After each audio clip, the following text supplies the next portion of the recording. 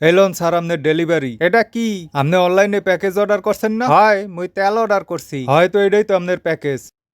মুই 2000 টাকা দামের তেল অর্ডার করছি 400 মিলির বোতল এটা তোর কাছে 2000 টাকা দামের তেল মনে হয় বিদেশি জিনিস মনে হয় দাম বেশি এটা 400 মিলির বোতল ভাই ও তো মিলি টিলি বুঝি না মোর কাম হইলো ডেলিভারি করা সমস্যা থাকলে হ্যাগো জিগান কাগো জিগামু এটার প্যাকেজ কই জাগু কাছে অর্ডার করছেন হ্যাগো কোন যাইয়া আমারে কইয়া লাভ আছে হারা তোরে এই তেল ডেলিভারি করতে দেছে হয় এভাবে খোলা তেল ডেলিভারি করতে দেছে যে আচ্ছা একটা সত্যি কথা কত তুই কি আমার তেল নেছোস